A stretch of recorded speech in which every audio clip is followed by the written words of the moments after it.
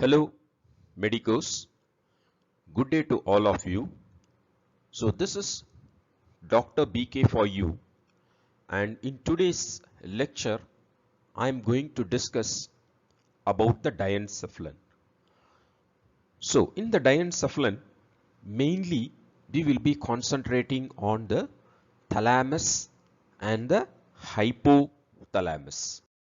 Now, our learning objectives for today will be, so an introduction to the diencephalon. So what are the major parts and subdivisions of the diencephalon? Followed by it, we will go to the thalamus directly. So its situation, external features, then the nuclear groups. So mainly the nucleus in the thalamus is very important and their connections, followed by the clinical aspects. Then after the thalamus, we will also discuss about the hypothalamus, its external features, then the nuclei, connections, and its functions. Now, first, let us discuss about the diencephalon. So, what actually is the diencephalon?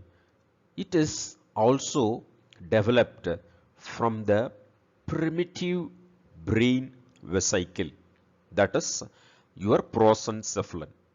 So your prosencephalon expands above and forms two structures. One is the cerebrum, which you are able to see, that is the telencephalon. Then followed by it, what you are able to see here is the diencephalon.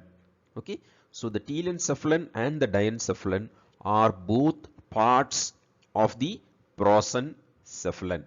Now the cavity of the diencephalon is actually the third ventricle. Okay, it is actually the third ventricle. Here you are able to see a cavity, that is the lateral ventricle, which is the cavity of the telencephalon.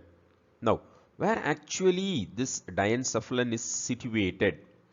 Between the cerebrum. So you are able to see the cerebral hemisphere, and this part is the corpus callosum, which you are able to see here.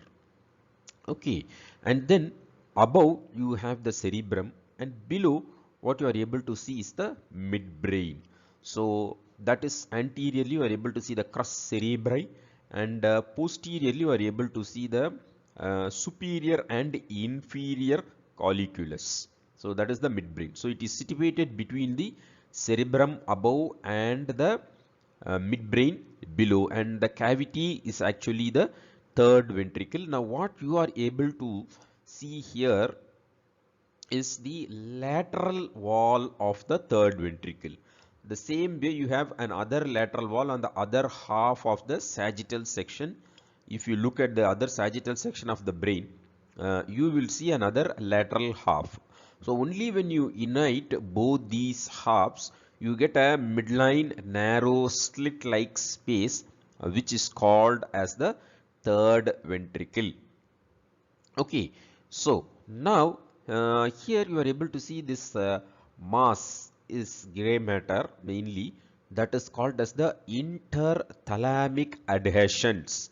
So it is the interthalamic adhesion through which one thalamus is actually adhered to the other thalamus. Okay, so both the thalamus are actually held together by this interthalamic adhesion, and the main function of the diencephalon is the largest sensory relay center. Okay, so all the sensations from the body, exteroceptive sensations, so which arise from the external sources, and whether it is your cutaneous or muscle and joint sensations, interoceptive sensations, which is arising from within the body, visceral sensation and visceral reflexes. So all the thing, and you also your visual, auditory sensation, taste. So which means here what I mean is the special sensations. So all these sensations are actually integrated here. Okay, it is relayed mainly into the thalamus. Are you able to understand? And from here, what happens is it is projected to the appropriate areas, mainly to the cerebral cortex. Okay, not always to the cerebral cortex, other subcortical areas also it projects. So mainly some processing of a sensation is actually taking place here. Not only the sensations, it also indirectly what happens modulates your muscular activity also. So that we will see later while we deal with the nuclei of the thalamus. Here you are able to see a sulcus which is called as the hypothalamic sulcus, which divides the diencephalon into dorsal part and a ventral part. So the hypothalamic sulcus, below that what you see is the hypothalamus, and above what you have is the thalamus. So this is a very what do you call superficial, it is a very superficial classification what I told you, but the other parts we will see in the next slide. What are the actually the diencephalon, its constituent parts. Now, so in the sagittal section we were able to see the thalamus and the hypothalamic sulcus, from which it is separated from the hypothalamus. Thalamus is separated from the hypothalamus by the hypothalamic sulcus. Now, in a full brain, you are able to see the large cerebral hemispheres with its frontal lobe, and this is your temporal lobe, and more posteriorly the occipital lobe. Then you are also able to see the cerebellum, medulla, continuing as the spinal cord, and this is your pons and the middle cerebellar peduncles, which are actually running laterally. And these two diverging peduncles are the crus cerebri, which is a part of your midbrain, forming the anterior part of your midbrain. But the diencephalon, which is completely hidden from our view, and only part of the diencephalon which you are able to see here is your mammillary body. Okay, so that is actually the mammillary body, and you see that small opening is the tuber cinereum with the infundibulum. Actually the infundibulum is cut here, and that will actually prolonged downwards and go and relay or attach to the pituitary gland. So the infundibulum is considered as the stalk of the pituitary gland, and the pituitary gland itself is a downward growth extension of the diencephalon, because it has a very intimate connections mainly with the hypothalamus.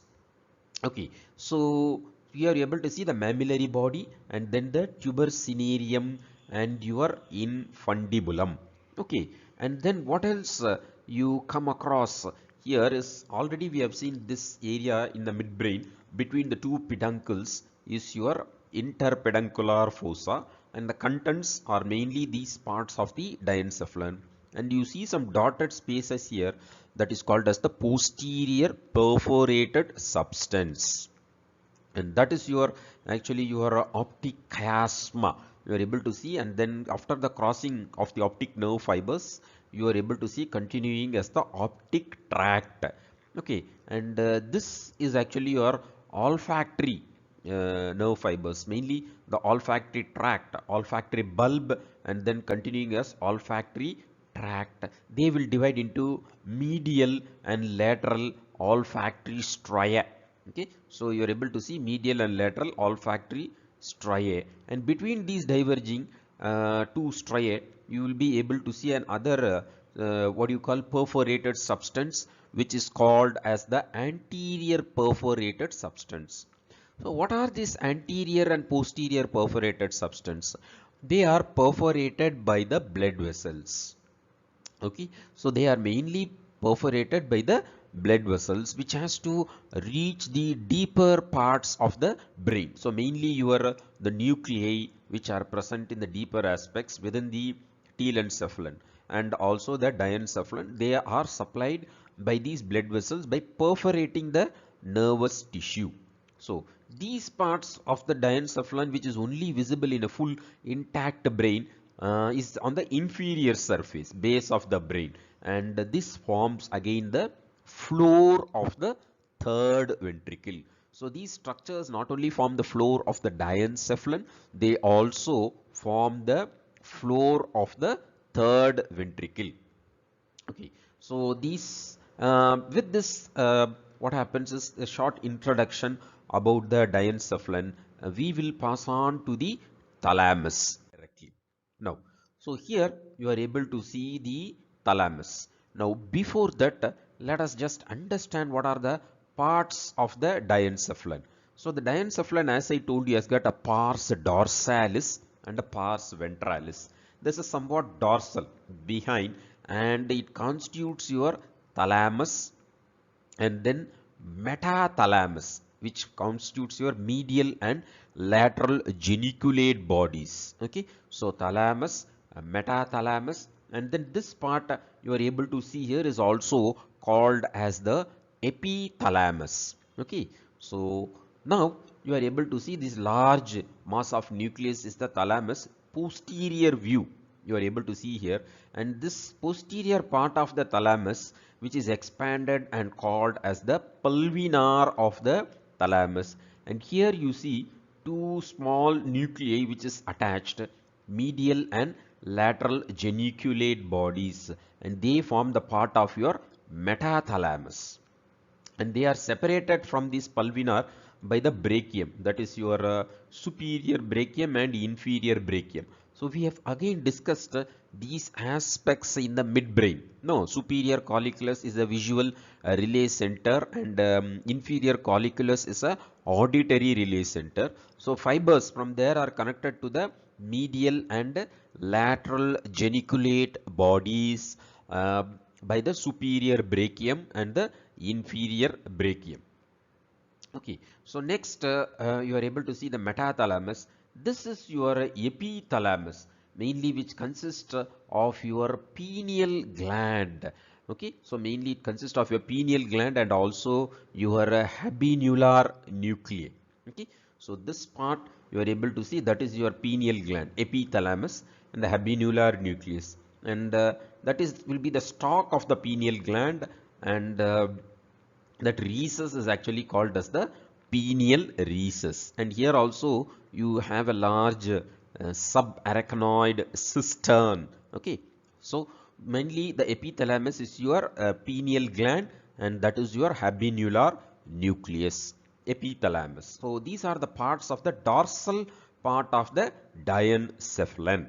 Okay, thalamus, mainly there is no subdivision for the thalamus. Then you have the metathalamus, which the posterior expanded part, you have the medial and the lateral geniculate bodies forms the metathalamus. Then you have the epithalamus, which forms your pineal gland and the habenular nucleus. Whereas the ventral part or pars ventralis mainly consist of your hypothalamus and the subthalamus. So the subthalamus is the most ventral part, or also called as the ventral thalamus, and then what you see here is the hypothalamus.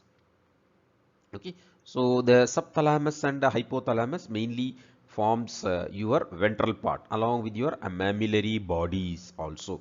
Okay, so with this subdivisions of the diencephalon, we will now pass on to the thalamus. So now the cerebral cortex has been removed, and you are able to see this large mass of gray matter, and that is actually called as the thalamus. Okay, and that is the posterior expanded part of the thalamus, which is called as the pulvinar of the thalamus. Okay, and epithalamus you are able to see, that is your pineal gland with the pineal stalk, and above you are able to see above and somewhat laterally, that is your caudate nucleus. So these are all the subcortical nucleus situated within the cortex.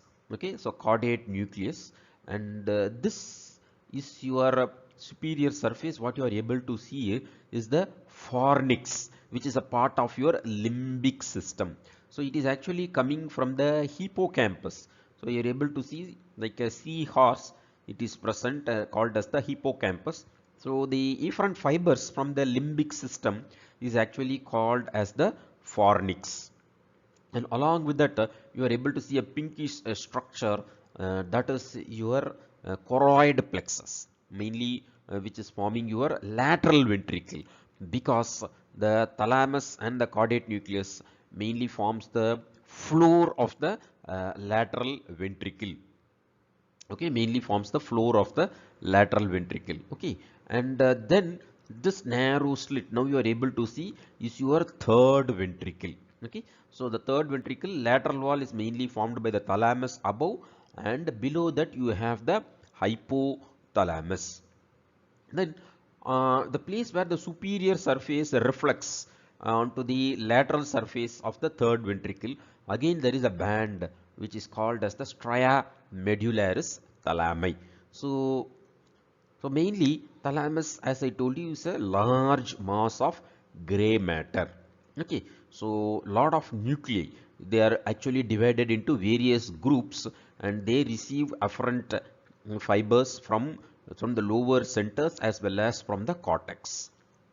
So minimal white matter is also there, definitely efferent fibers as to project and afferent fibers, and they also have some band of white matter, but mostly it is made up of large mass of gray matter. So the parts, as I told you, the anterior part is very narrow.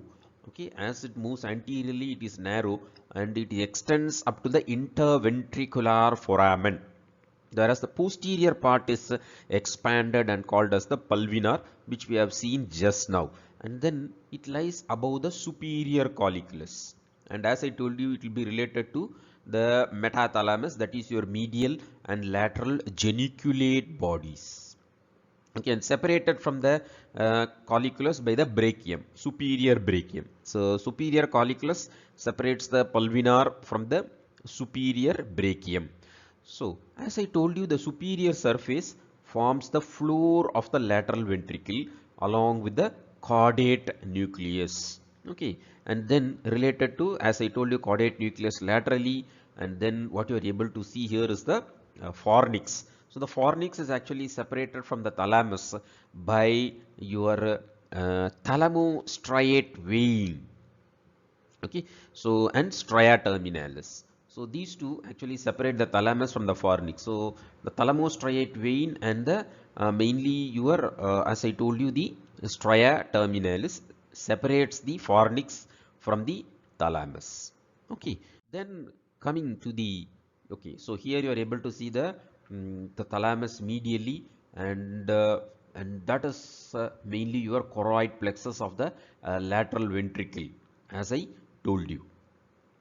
Okay, and this is your caudate nucleus, and that is your one more nucleus called as the lentiform nucleus. So all that we will see in the forthcoming classes. So inferior surface related to the thalamus and subthalamus, which we have already discussed in the sagittal section in the first few slides.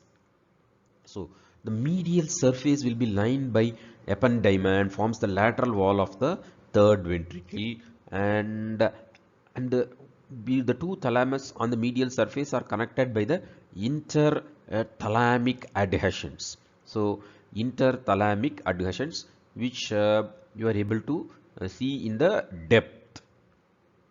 Okay, then so interthalamic adhesions connecting the depth, and hypothalamic sulcus separates the thalamus from the hypothalamus, and lateral surface. So this lateral surface is related to this band of white matter, which is called as the internal capsule. So this is one of the important fibers from the cerebral cortex. So this internal capsule is lying between the thalamus medially and the lentiform nucleus laterally. So medially you see the mainly your thalamus and the caudate nucleus, and that is your lentiform nucleus. So between these three nucleus, within a narrow space, you are able to see the internal capsule, which is the white matter of the cerebrum, and it is also classified under the projection fibers. Okay, so we will come to that later on with the white matter of the cerebrum. So as I told you, there is a band of white matter which is called as the stria medullaris thalami at the junction of the medial and the superior surface. So these are about the external features of the thalamus. Now coming to the internal structure, so we have seen this is a large mass of gray matter. So now you are able to see it is divided into many nucleus. Okay, so it consists of many nucleus. So the nuclear groups are actually divided into anterior group, then you have a lateral group, and then you have the medial group. So broadly they are divided into anterior group, medial group, and then the lateral group by this band of white matter, which is actually called as the internal medullary lamina. Okay, so this band of white matter you are able to see called as the internal medullary lamina, because on the lateral surface you also have one more band of white matter which is called as the external medullary lamina, and on the superior surface you also have a white matter which is called as the stratum zonale. But mainly within the inside, within the thalamus, you see the internal medullary lamina, that is very important, and it is Y shaped. So you have the two limbs of the Y, and then this is the stem of the Y. So between the two limbs of the Y of the internal medullary lamina, you have the anterior group of nucleus, and lateral to the stem of the Y you have the lateral group of the nucleus, and medially what you have is the medial group of nucleus.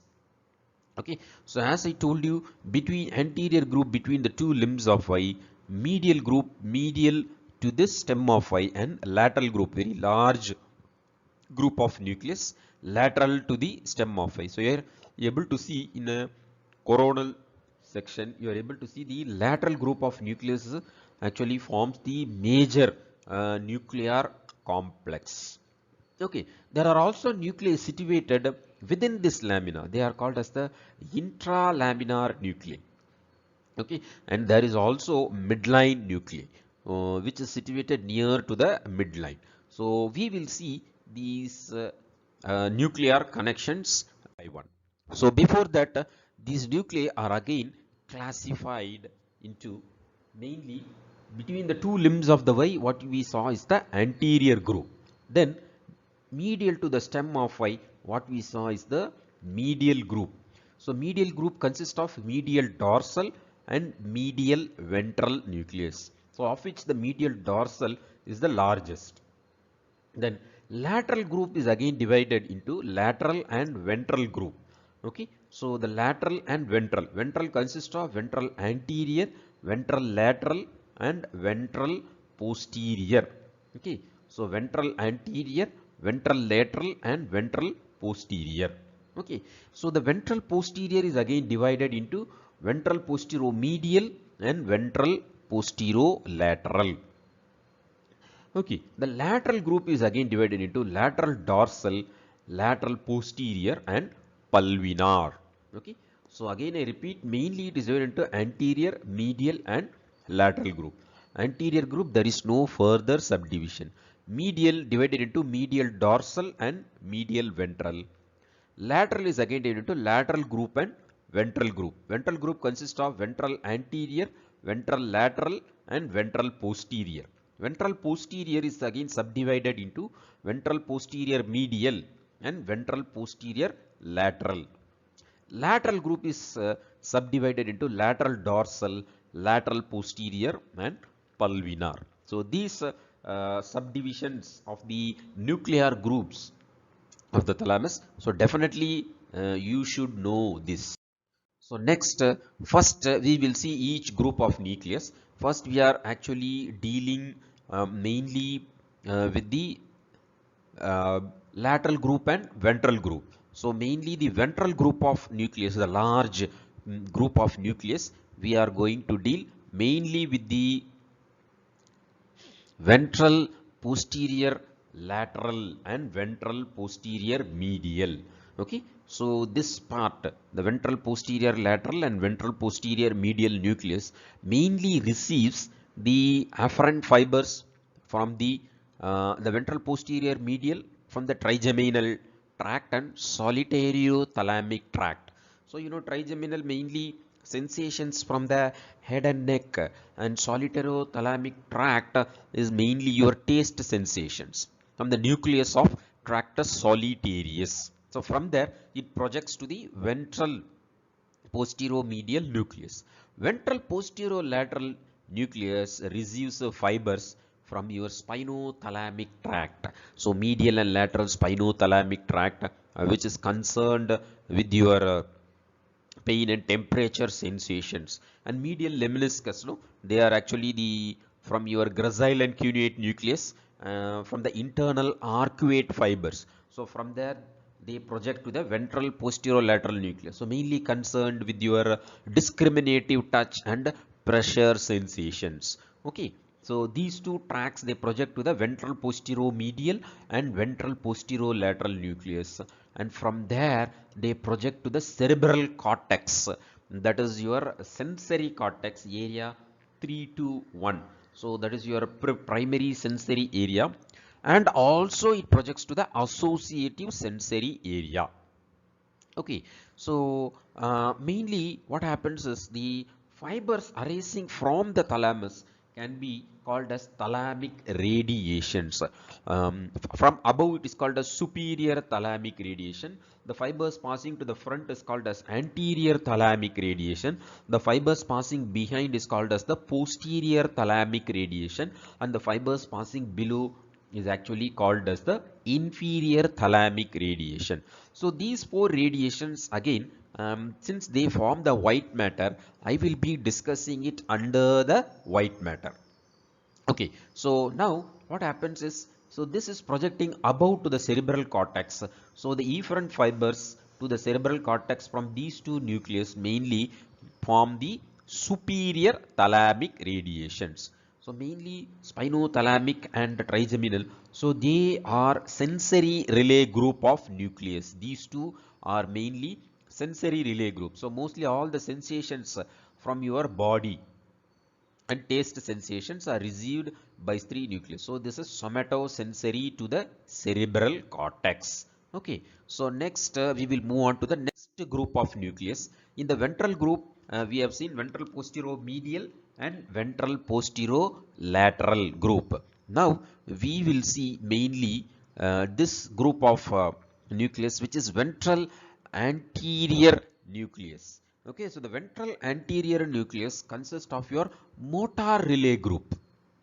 So mainly it is receiving fibers from the globus pallidus and substantia nigra. So this is a band of gray matter in the midbrain and pars reticularis. So from there it receives, and globus pallidus is again a part of your corpus striatum or lentiform nucleus. So from there to the ventral anterior nucleus. Dentate nucleus of the cerebellum. So from there it passes via the superior cerebellar peduncle and dentatothalamic tract to the ventral lateral nucleus. So ventral anterior nucleus and the ventral lateral nucleus, they all form the lateral group of nucleus. So mainly we are discussing about the lateral group of nucleus. So ventral posteromedial and ventral posterolateral we have seen in the previous slide. Now we are discussing about the ventral anterior and ventral lateral nucleus. So these two. Okay. So this projects to the again premotor area 6 of the cerebral cortex, and this projects to the motor area 4 of the cerebral cortex. So they are sending information to the motor cortex. So the information from the cerebellum and also from these subcortical regions, substantia nigra and globus pallidus. So what kind of information they send? Modulating the muscular activity. So for the smooth coordination, this we have discussed extensively in the cerebellum, how the cerebellum influences the motor activity by projecting through the cerebrum via its fibers. Okay, so the degree and range of the movement, whether flexors or extensors, which has to be facilitated, which has to be suppressed. So all this information is actually passing via this ventral anterior and ventral lateral nucleus. Nucleus which we are going to discuss is mainly about the lateral group. Now we finished with the ventral group. Lateral group mainly consists, as I told you, the lateral dorsal nucleus and the lateral posterior nucleus. Okay, so the lateral dorsal and the lateral posterior nucleus, which you are able to see here, mainly receives fibers from other thalamic nuclei, anterior and medial group, and lateral posterior receives fibers from ventral posterolateral and ventral posteromedial. So this is mainly from the ventral group of nucleus, where it is receiving the lateral group. Okay, and this is lateral dorsal nucleus. So it is receiving fibers from the anterior and medial thalamic nuclei. So from here, what happens is these nuclei, these lateral dorsal and posterior, receives fibers from the other thalamic nucleus, and lateral dorsal has efferent connections with the hippocampus and the parahippocampal gyrus. Okay, so hippocampus and the parahippocampal gyrus, and whereas the lateral posterior projects to the superior parietal lobule. So mainly projects to the superior parietal lobule of the cerebral cortex. Okay, so they are mainly concerned with sensory discrimination. Previous ventral posterolateral medial, we saw it as the central sensory what do you call, relay group. Now here they are sensory modulators. So sensory discrimination, so discriminating the various senses is actually processed here, whether it is already a known sensation or a new sensation or a unwanted sensation. All those things actually takes place in the lateral dorsal and the lateral what do you call, posterior nucleus. Then in the lateral group, more posteriorly, what you are able to see is the pulvinar of the thalamus. So mainly it receives fibers from the lateral and medial geniculate body. Not only from there, it also receives fibers from the superior colliculus, and efferents from this goes to the sensory association area. So mainly to your association area of parietal lobe, occipital lobe. Okay, mainly it goes to there. So mainly it is concerned with the auditory and visual association area. So visual association area is your area 18. So 17 is your primary visual area, area 18, 19. Same way to the auditory association areas. So the pulvinar sense, and that is mainly these fibers are through the superior thalamic, they all form the superior thalamic radiation only. So pulvinar of thalamus receives fibers from lateral and medial geniculate body and project to the visual and auditory association areas. The next, going to the anterior group. So in the front, what you are able to see, the anterior group of nucleus. So mainly it receives fibers from the mammillary body to the anterior nucleus via the mammillothalamic tract. So they are mainly concerned with the recent memory. Okay, so they are situated in the path of the Papy circuit of the limbic system. So they are situated in the path of the Papy circuit, that is the anterior nucleus. Okay, so that actually forms your mammillothalamic tract from the mammillary body, and from the anterior nucleus it projects to the anterior thalamic via the anterior thalamic radiation to the cingulate gyrus. So it is very closely related. The cingulate gyrus is a part of the limbic system, so mainly concerned with your recent memory. And these fibers, which is projecting to the cingulate gyrus of thalamus, forms your anterior thalamic radiation. So next we will pass on medial group.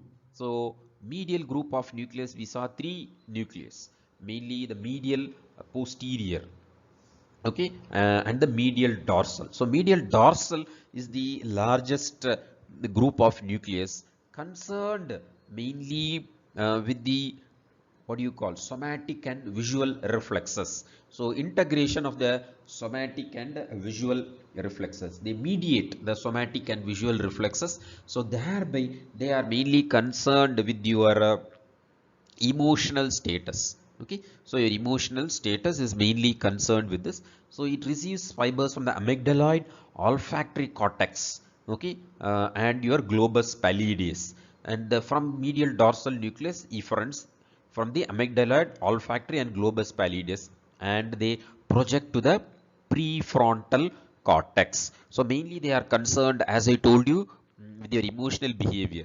So if there is a lesion to this medial dorsal nucleus, then there is a decrease in anxiety, aggressive behavior and tension.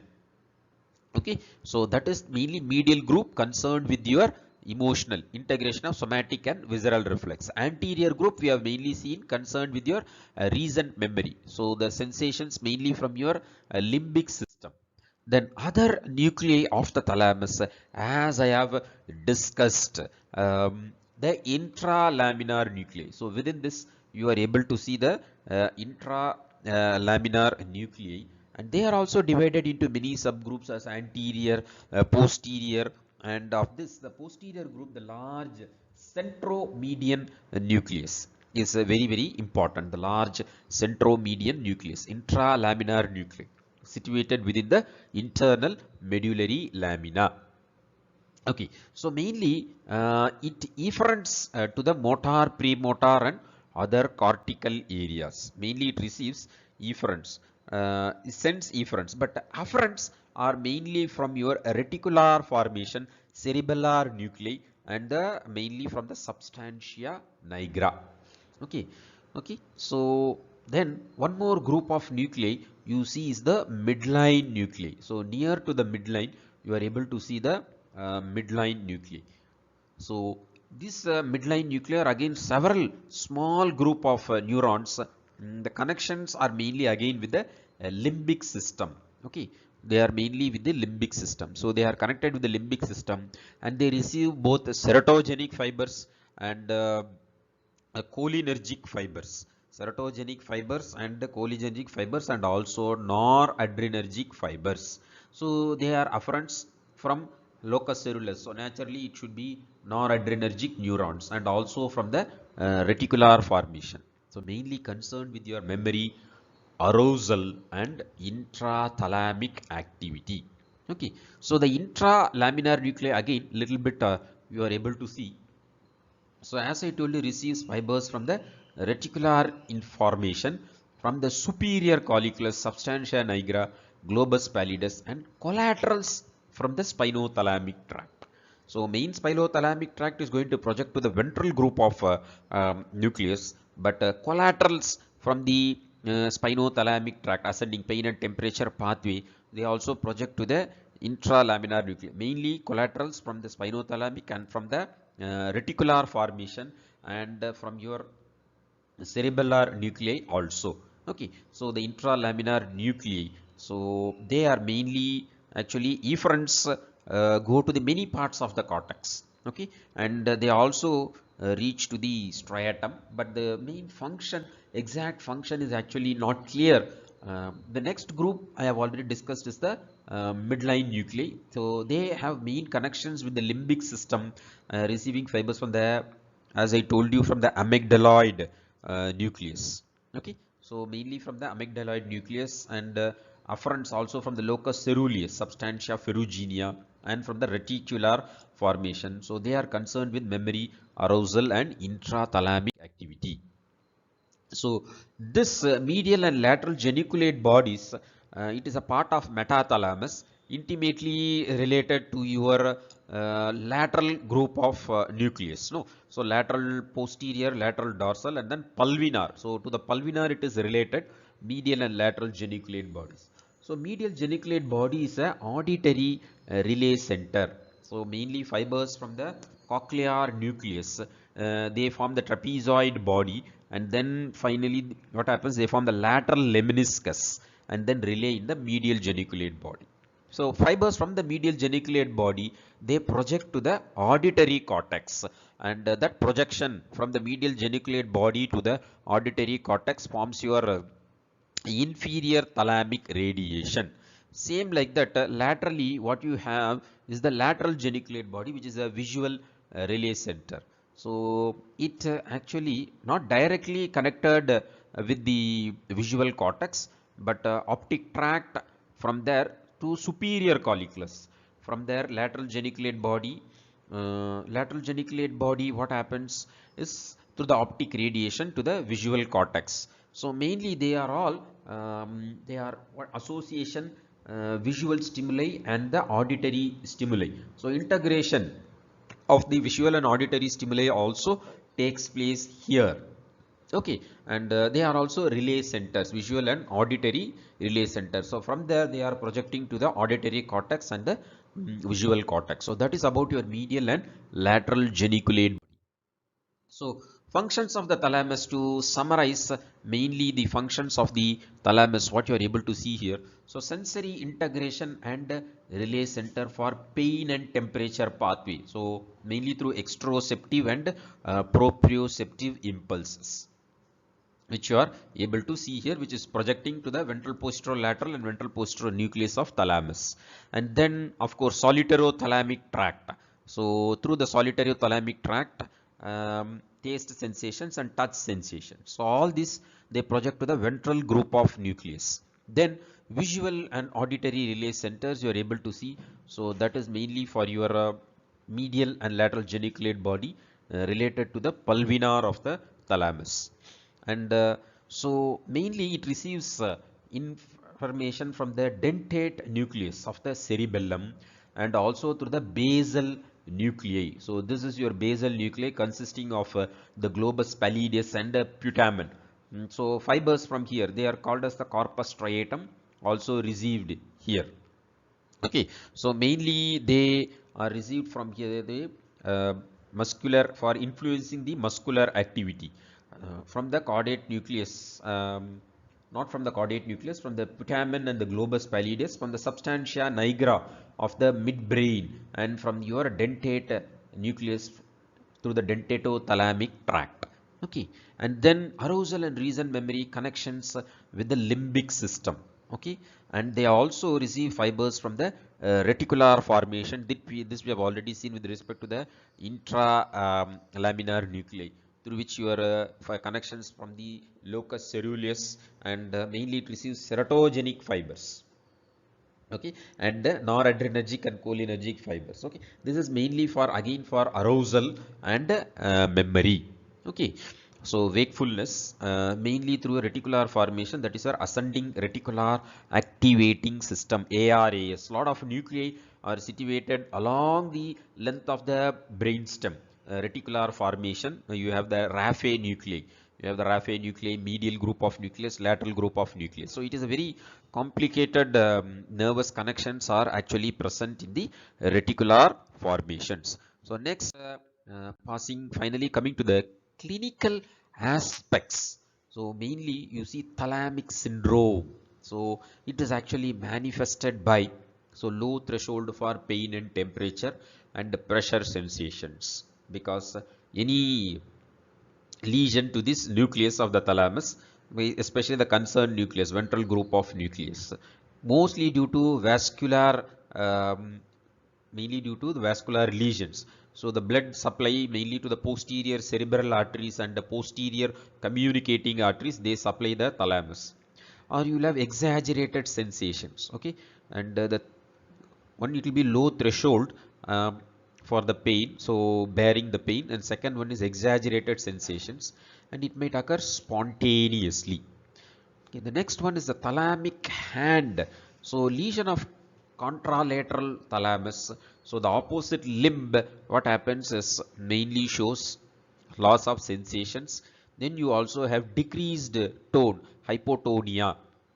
Okay, and ataxia and dystonia and chorea. Okay, so mainly this is the modulations from the motor cortex, no, from the cerebellum, and also from the corpus striatum and substantia nigra. These fibers, when they are actually affected, so what happens is that limb, the muscle will not undergo paralysis. So the muscle, you can, movements will be there, you can move the limb, but you will have dystonia. So disturbed muscle tone and coriform movements, so exaggerated or unwanted movements, and ataxia, so not able to maintain the limb in the position, and along with it you will have sensory loss over the limb, and that is called as the what do you call as the thalamic hand. So with this I have completed the thalamus. Now we will move on to the hypothalamus. Okay, so the next we have actually um, come to the hypothalamus, so which you are able to see it's a part of the ventral part of the diencephalon, and it is situated below what do you call the thalamus and separated from the thalamus by the hypothalamic sulcus. Okay, and the floor of the diencephalon, what you call it as the tuber cinereum and the mammillary body, are all mainly it is seen the part of the hypothalamus. So most part is hidden and mainly consists of the, as I told you, the tuberous cinereum, the mammillary body, and the infundibulum. Okay, now what is the main function of the hypothalamus? So the hypothalamus, it is considered mainly as the autonomic nucleus of the nervous system. So your sympathetic and parasympathetic. Okay, so that is actually projected to the hypothalamus. Okay, so that is one main feature. Then it controls the body through widespread effects. Mainly, it controls your pituitary gland. So naturally, what happens is all the releasing hormones to the pituitary gland are actually situated in the thalamus. So the whole endocrine system is actually under control of the hypothalamus. Not only that, it is also neurosecretion.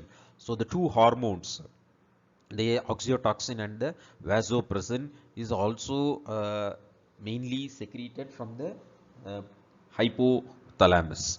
Okay, and the reticular formation from the brainstem also projects into the thalamus, receives afferents from the reticular formation. Then collaterals from the sensations, your spinothalamic tract and your solitothalamic tract, that is from your nucleus solitarius in the brainstem.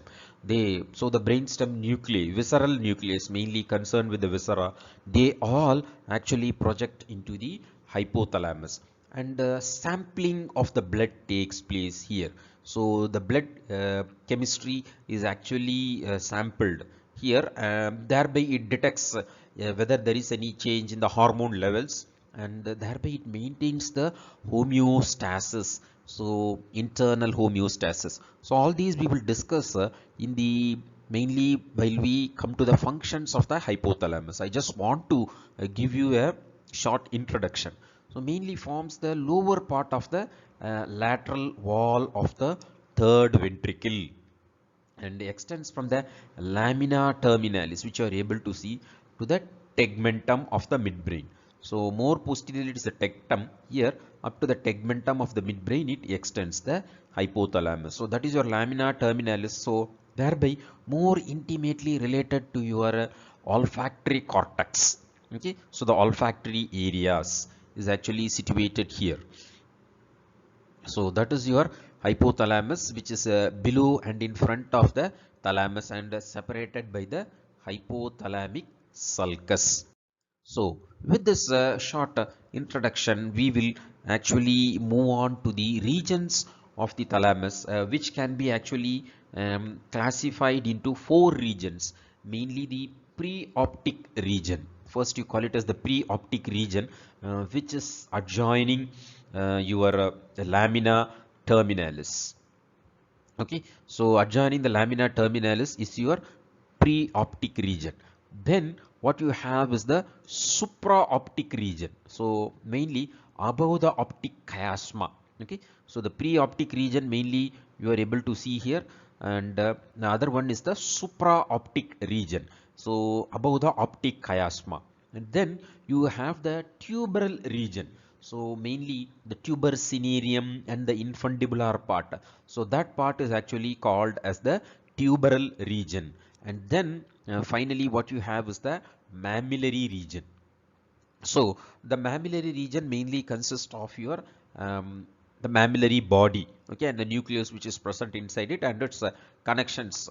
Okay, so preoptic region, supraoptic region, tuberal region, and then what you see is the mammillary region. So there are aggregations of neurons within these regions, and they form the nucleus. So which you are able to see in a diagrammatic representation. That is one thing.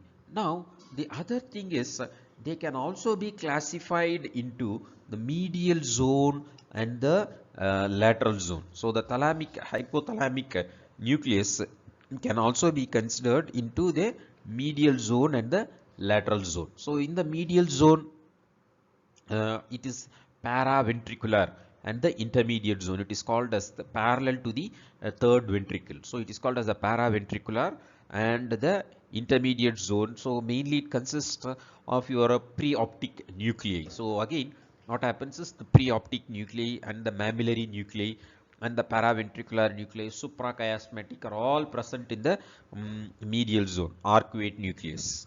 And mainly your lateral zone uh, consists of the fornix and the mammillothalamic tract, which separates this lateral zone from the medial zone.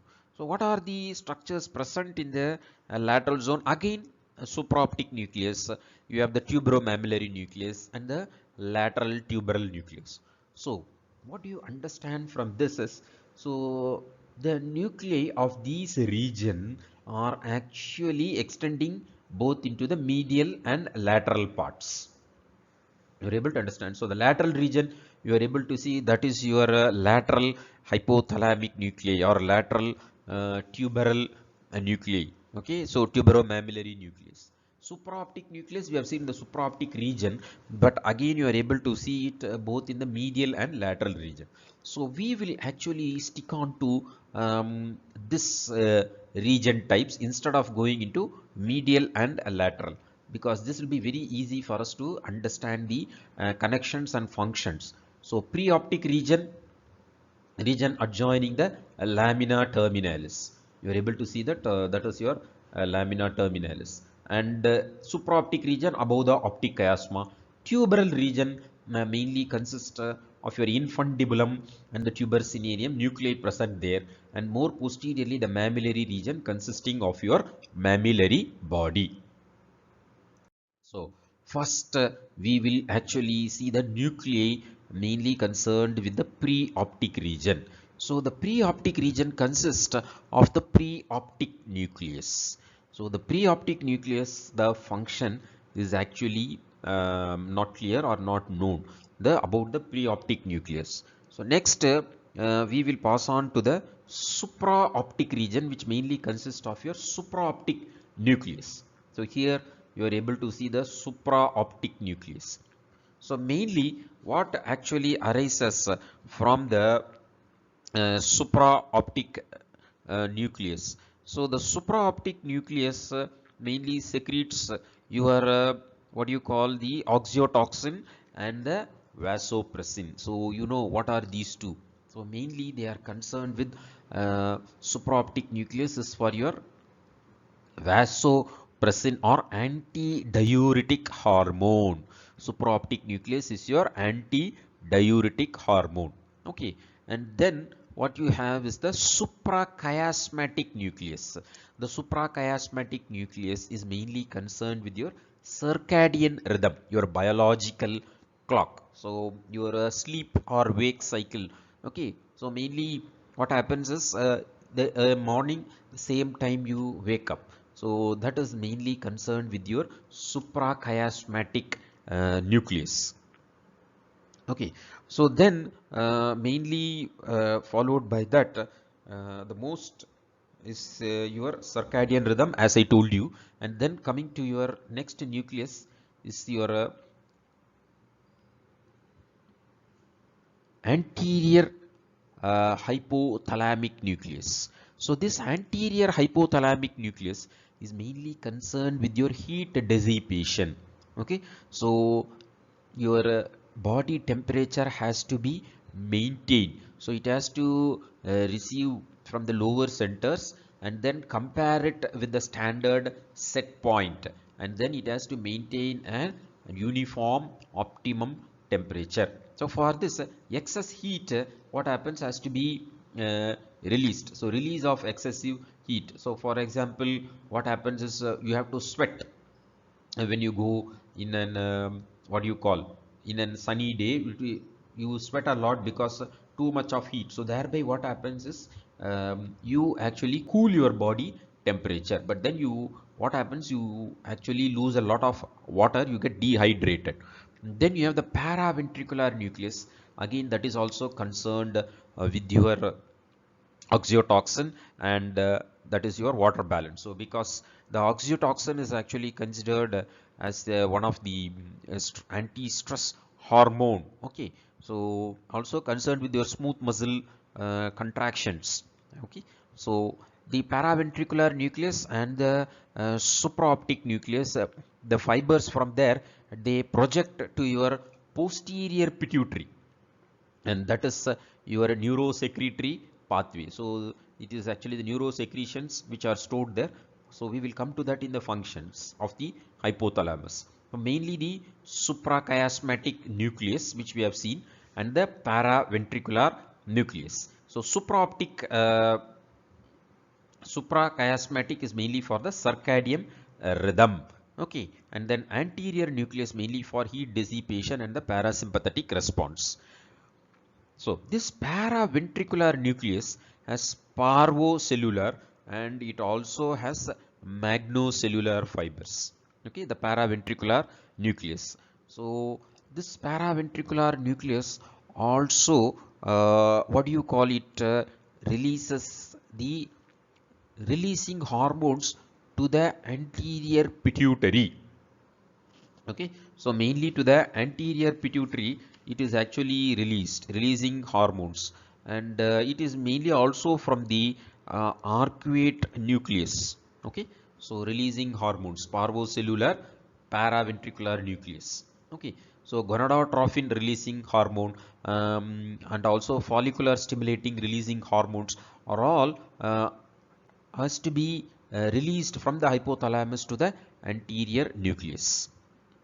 So as I told you, paraventricular nucleus has got a magnocellular part and the parvocellular part. Magnocellular is again concerned with this water balance and stress, whereas the parvocellular has hypothalamic releasing hormones, and that in concert with the nuclei which is present in the tuberoinfundibular region, arcuate nuclei. Okay. So mainly, as I told you, it is concerned with endocrine and autonomic control. So endocrine is because I told you it is controlling the pituitary gland, and autonomic control is mainly because it has connections with the autonomic fibers, mainly your parasympathetic and sympathetic comes and relay there. It has connections.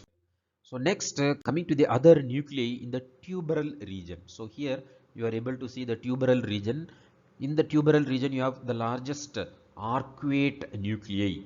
So the tuberal nucleus mainly consists of your arcuate nucleus. So situated in the infundibulum. So as I told you, it controls your adenohypophysis through tuberoinfundibular tract. So the releasing hormones, apart from the parvocellular part, from the, what do you call, the paraventricular nucleus, most of it are also from the arcuate nucleus. So then what you have is the other fibers mainly concerned with ventromedial and dorsomedial nucleus. So here you are able to see the dorsomedial nucleus, and here you are able to see the ventromedial nucleus. So ventromedial and dorsomedial nucleus are concerned with the satiety centers. So you feel full when you eat. So that satiety center is actually situated, inhibits feeding. So if there is any lesion to this ventromedial and dorsomedial nucleus, then what happens is obesity. It leads to obesity because the person actually goes on binge eating.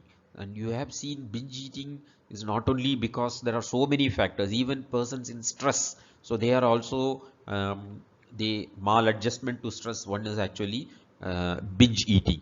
and then concerned with the nucleus in the mammillary region. So the mammillary region, mainly mammillothalamic tract, is present, mainly concerned with heat production and heat conservation. Okay, so here you are able to see the mammillary nuclear complex.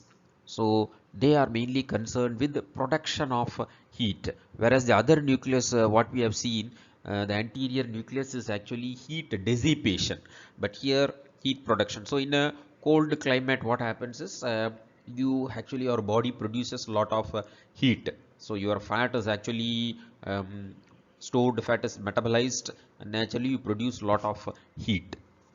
Okay, so if there is a lesion to this area, even in cold climate, you will have hypothermia.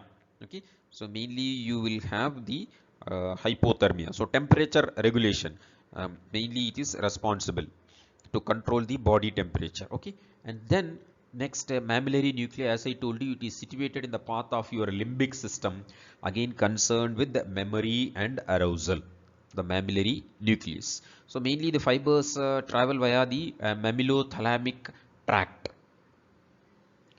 So lateral tuberal nuclei.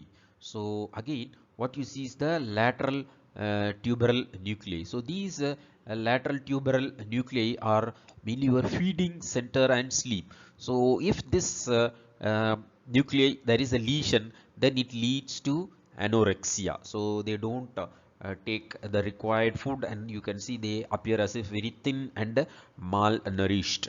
Okay, so they are mainly concerned with your feeding and sleep. So that is your lateral tuberal nuclei. So various nucleus you are able to see: pre-optic nucleus.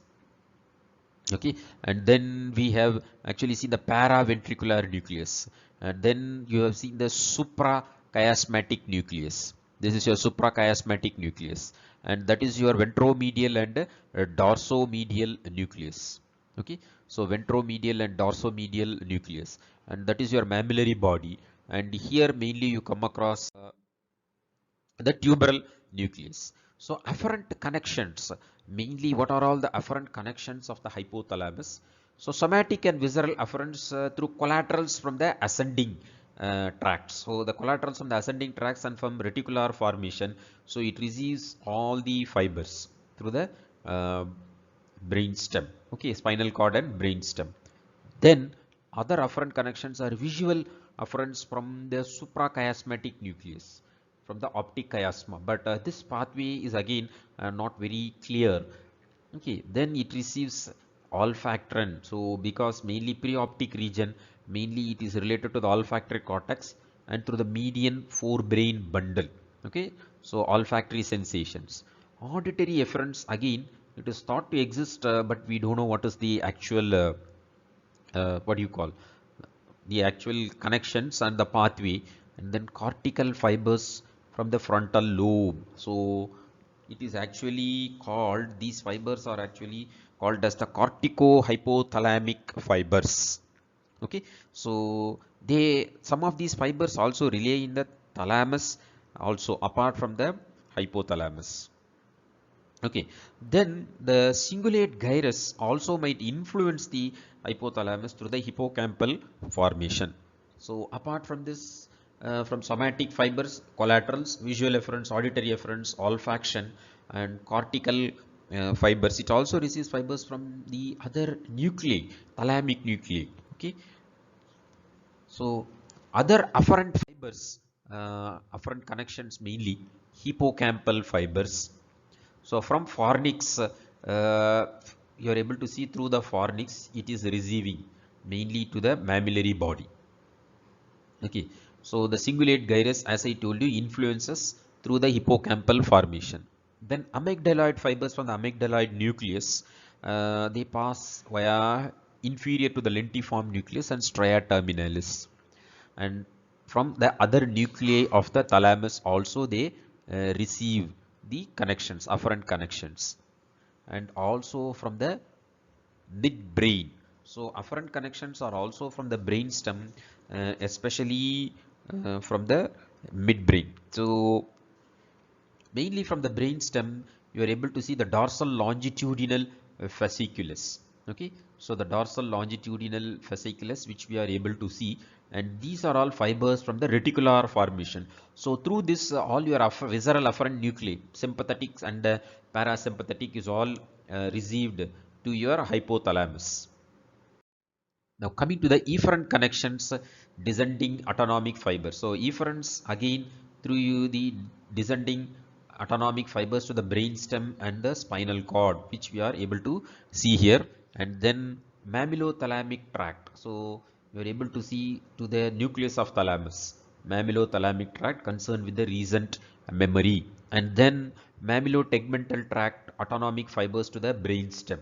Okay, so you're able to see through the reticular formation, and this is actually called as your dorsal longitudinal fasciculus, descending autonomic fibers. Okay, so as I told you, parasympathetic nuclei, mainly the descending longitudinal fasciculus. Okay, and to the reticular formation. So they are all autonomic control. And then median forebrain bundle. So here you are able to see the median forebrain bundle. So it is mainly reference to the septal nucleus situated near the septum pellucidum and olfactory area. And through this, even to the midbrain, the median forebrain bundle, through that it also has connections with the midbrain for the limbic fibers to the midbrain, passes through this median forebrain bundle. So efferent connections are mainly descending autonomic fibers, then parasympathetic nuclei through dorsal longitudinal fasciculus, then mammillothalamic tract, mammilotegmental and median forebrain bundle. Okay, so the other efferent connections mainly, which we all know, is hypothalamo hypophyseal portal system. So mainly from your paraventricular nucleus and your supraoptic nucleus, and from your tuberal arcuate nucleus, they all receive fibers uh,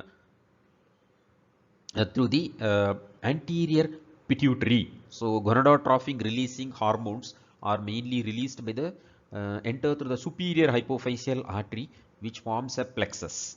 From these plexus you get the portal vessels. So long and medial portal vessels, they form an other plexus which you are able to see, secondary plexus. And from there what happens, the venules, they start and they go and join the cavernous sinus. They drain into the cavernous sinus through the veins. Okay, so two system is present, system of plexus are present, and it is called as the hypothalamo portal system. So anterior hypothalamus, mainly you have the fibers concerned with the releasing factors. Okay, so axons mainly from the arcuate nucleus, as I told you, whereas the neurosecretion, as I told you, from the paraventricular and the uh, mainly from the paraventricular and the supraoptic nucleus, they mainly concerned with your vasopressin and oxytocin. They receive through the posterior pituitary and stored as the herring bodies. So these are unmyelinated axons arising from this nucleus. Okay, so then short portal vessels connect the adeno and neurohypophysis. So there are some short portal vessels which connects the adenohypophysis and the neurohypophysis. Okay, so that is about the hypothalamo hypophyseal portal system. So mainly the adenohypophysis receives fibers from this, as I told you, the arcuate nuclei, and the neurohypophysis from the paraventricular and the supraoptic nucleus. So finally, coming to the functions of the hypothalamus. So functions of the hypothalamus mainly concerned with control of autonomic activity, as it is the head ganglion of the ANS. So the sympathetic and parasympathetic nuclei which you are seeing, mainly the dorsal nucleus of the vagus and other parasympathetic nuclei of head and neck, and all the sympathetics, they are actually related to the hypothalamus. Okay, and then control of endocrine activity, this we have just seen through the hypothalamo-hypophyseal portal system. So anterior pituitary by releasing hormones, and posterior is directly neurosecretory. Okay, so ADH and oxytocin. So when there is a lesion to this area, naturally what you get is a diabetes insipidus. Okay, then temperature regulation. So mainly heat dissipation and heat conservation, which we have seen again in the nucleus, anterior nucleus, and your dorsomedial and ventromedial nucleus, and even some nucleus in the mammillary region. So lesion produces hyperthermia or sometimes even hypothermia. So posterior hypothalamus, heat conservation, and this is mainly this is heat dissipation. Anterior nucleus, which we have seen, heat dissipation, and posterior part, heat conservation. Okay. Then maintenance of homeostasis, this we have again seen, and regulation of food and water intake, because your satiety center and lateral part consists of your hunger center. Okay, so medial region is satiety and lateral part is hunger. So lesions, medial region is obesity and lateral region anorexia, and lateral region also is concerned with your sleep. Then biological circadian rhythm, which we have seen mainly in the suprachiasmatic nucleus, and regulation of sexual behavior because of the gonadotrophin releasing hormones to the adenohypophysis. And you also have a nucleus mainly in control of the sexual activities called a sexually dimorphic nucleus, which is large in males as compared to the females, mainly concerned with sexual behavior in the lower forms, animals. So emotional behavior, again influence on fear, anger and pleasure, and lesion to supraoptic nucleus, which I have already told you. ADH is not produced, leads to diabetes insipidus. So you drink a lot of water, okay, but then you again feel very much thirsty. So that is all about the thalamus and hypothalamus, and thank you very much for your patient listening.